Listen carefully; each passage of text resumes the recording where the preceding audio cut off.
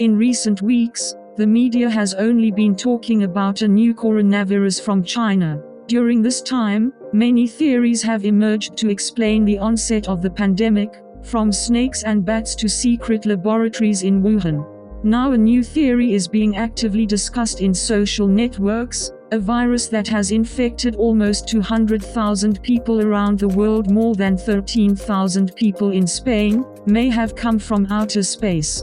The famous astrophysicist Chandra Wickramasinghe actively supports the theory of Pan-Mercury, the hypothesis of the possible transfer of life from a meteorite to Earth. He himself is considered a British astrophysicist who arrived in foggy Albion from the sunny island of Sri Lanka. So, a few days ago he suggested that the virus could be on a meteorite, and then get to Earth on one of its fragments, which swept over China in the form of a fireball in October 2019.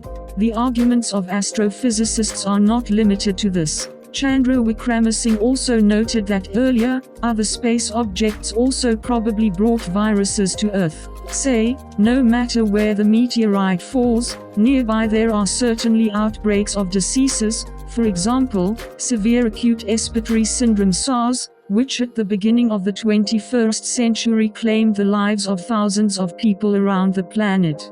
Actually, this theory is not new. As far back as the 1970s, Wickramasinghe himself co-authored with the British astronomer Fred Hoyle the book Diseases from Space. In it, scientists argue that even the flu is of extraterrestrial origin. Nevertheless, the scientific community has been refuting for many years the arguments of Wickramasinghe that any such illness could have come to Earth from space. One needs to have an incomparable fantasy to discover that the virus can survive the cosmic radiation that it undergoes on such a long journey, survive the temperature shock when flying through the atmosphere and falling, and still be able to infect people after landing, the article says. Space.com astrobiologist, who runs NASA's Ask the Astrobiologist program.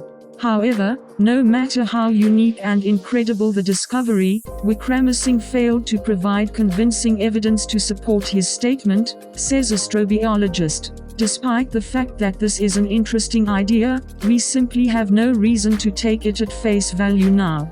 Graham Lau explains that it is important for the scientific community to identify pseudoscience that does not rely on clear evidence. In addition, everything that we currently know about the new coronavirus, called SARS-CoV-2, is consistent with our knowledge of other terrestrial viruses. In other words, it is too similar to other terrestrial viruses to come from space.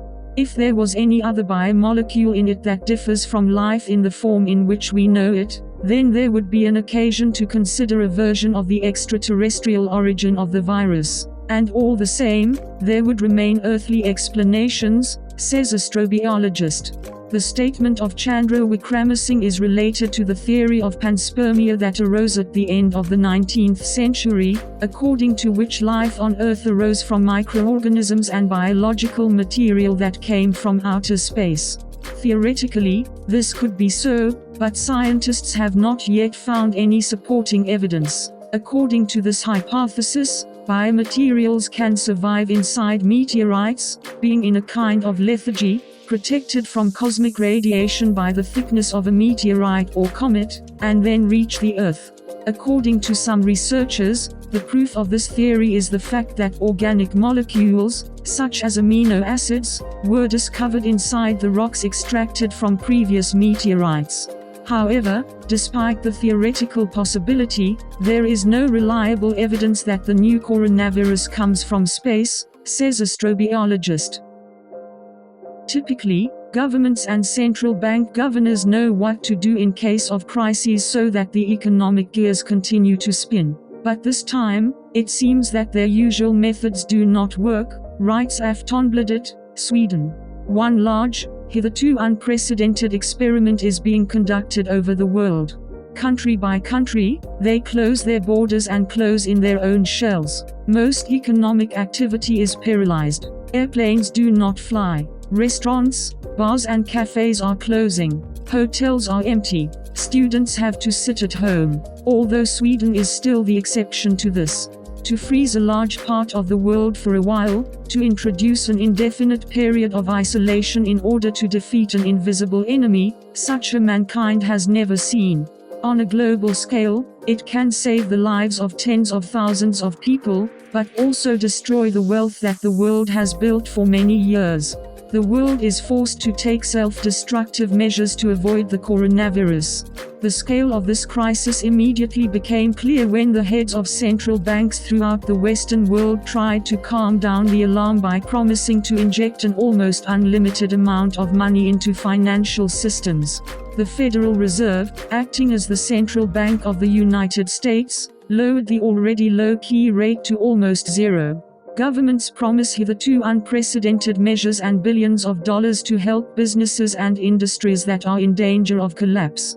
But in response to this, exchanges plummeted. Such a decline in such a short time in modern history has not yet been observed. The problem is that not a single political leader or head of the central bank today can clearly explain how to maintain life in industries that in a week have gone from full activity to complete freezing.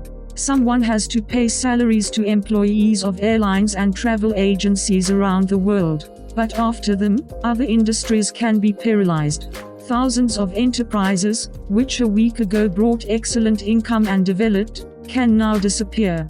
Millions of people around the world will become unemployed. There is no guarantee that the consequences can be easily eliminated in a few months, when the apotheosis of the epidemic, I hope, will be left behind. Take, for example, the proposal of the Swedish government: if the company introduces a short working day with reduced payments, take on 50% of the salaries of employees who would otherwise be fired.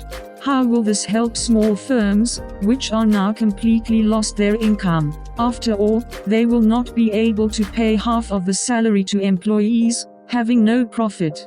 Due to the high degree of uncertainty, exchanges are plummeting. No one understands how to resolve the crisis and what the outcome of this incredible experiment, which a few weeks ago seemed unthinkable, could be.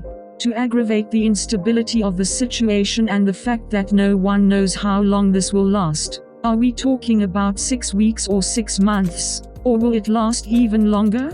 There are no economic models for this.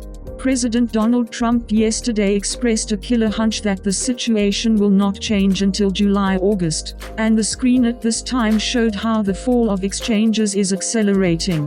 When will bars and hotels reopen? When will the children return to school? All today's assessments of the situation are just guesses, because no one knows how quickly the number of seriously ill patients will increase or decrease. Nobody knows whether the virus will back down when it gets warmer, or in China, where it has now been partially managed to suppress it. On the contrary, a new outbreak will begin. For now, we can only sit in our voluntary isolation and watch our economies go to collapse by leaps and bounds. A recession is almost inevitable. Depression cannot be ruled out after the model of the 1930s. Moreover, all production necessary for life should go on as usual. The supply of goods must not stop. In any case, food, oil and medicines must be produced and transported around the world. Garbage to collect. Doctors, nurses, firefighters, police, nursing home employees, and so on, should be able to get to and from work. But otherwise, society has stopped, and how long will it last? Today, perhaps, exchanges will rise again. Truly serious crises are characterized precisely by the fact that they are accompanied by constant sharp ups and downs. But how much will our pension funds suffer as a result? The situation places high demands on those who are responsible for the levers that can gradually return society to a normal state. Sweden has not fought for 200 years, but now she was at war, like the rest of the world. Isn't this the Third World War? A very unusual war against an invisible enemy. The coronavirus COVID-19 is affecting 186 countries and territories around the world. On March 11, the head of World Health Organization called the situation with the spread of the 2019 nCoV pandemic. We give a list of states where cases of infection are confirmed: China, Japan, Thailand, United States, Australia, Singapore, South Korea, Malaysia, Vietnam, France, Nepal, Cambodia, Germany, Sri Lanka, United Arab Emirates, Finland, Ireland, India, Philippines, Italy, Great Britain, Russia, Canada, Spain, Sweden, Belgium, North Korea, Lebanon, Iran, Israel, Kuwait, Bahrain, Afghanistan, Portugal, Iraq, Oman, Croatia, Austria, Switzerland, Romania, Algeria, Brazil, Greece, Norway, Georgia, Pakistan, North Macedonia, Denmark, Estonia, Egypt, Lithuania, Nigeria, Netherlands, Palestine, New Zealand,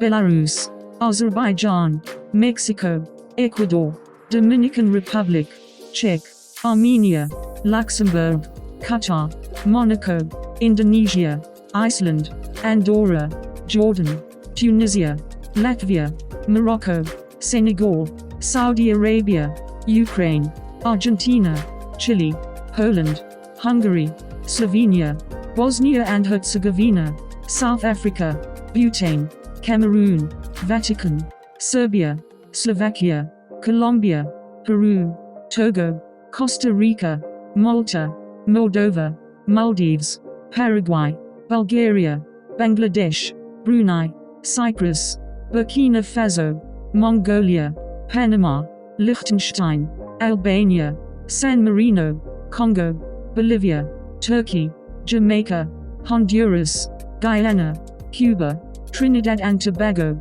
Ghana, Gabon, Kenya, Kazakhstan, Sudan, Ethiopia, Mauritania, Swaziland, Guatemala, Suriname, Uruguay, Namibia, Rwanda, Seychelles, Central African Republic, Saint Lucia, Antigua and Barbuda, Congo, Uzbekistan, Equatorial Guinea, Bahamas, Liberia, Tanzania, Somalia, Benin, Montenegro, Djibouti, Zambia, Fiji, Salvador, Mauritius, Nicaragua, Chad, Haiti, Niger, Cape Verde, Zimbabwe, Angola,